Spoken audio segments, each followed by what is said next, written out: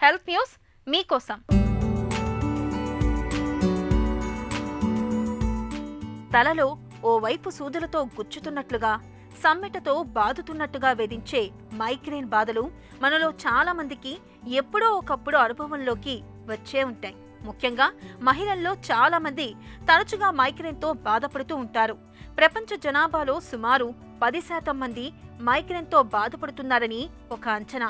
అయితే మైగ్రేన్ బాధితుల్లో చాలా మందికి తలనొప్పి మొదలవడానికి ముందు ఆరా అన్న అనుభవం ఉంటుంది. కళ్ళ ముందు మెరుపులేవో వచ్చినట్లు ఉండడం, చూపు బైర్లు కమ్మడం, శరీర భాగాలు కొన్ని మొద్దుబారినట్లు అనిపించడం, ఈ లక్షణాలన్నీ ఆరాగా పిలుస్తారు. ఈ ఆరా అనుభవమే ఇప్పుడు మైగ్రేన్ను పట్టించేస్తుంది.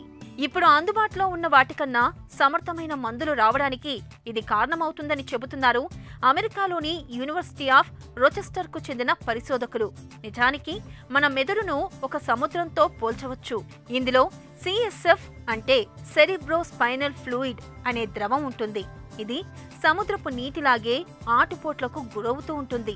ఈ క్రమంలో మెదడులో ఏర్పడే మలినాలన్నీ శుభ్రం చేస్తూ ఉంటుంది. కొన్నిసార్లు ఈ CSF ద్రవంలోకి ఓ డజను సమస్యాత్మక ప్రోటీన్లు వచ్చి చేరుతున్నట్లు పరిశోధకులు గుర్తించారు. ఈ ప్రోటీన్లు మెదడులో మన చూపును నియంత్రించే చోటుకు వచ్చినప్పుడు మనకు ఆరా అనుభవంలోకి వస్తున్నట్లు శాస్త్రవేత్తలు కనిపెట్టారు. ఈ సమస్యాత్మక ప్రోటీన్లు అన్నీ మెదడులో ఓవైపు వస్తేనే అది మైగ్రేన్ గా మారుతుందని తేలింది. అంతేకాదు, ఈ పరిస్థితికి కారణమైన ప్రోటీన్లను అడ్డుకునే మందుల్ని ఇప్పటికే గుర్తించామని పరిశోధకులు చెబుతున్నారు. మైగ్రేన్ బాధితులకు ఇంతకన్నా శుభవార్త ఏం కావాలి?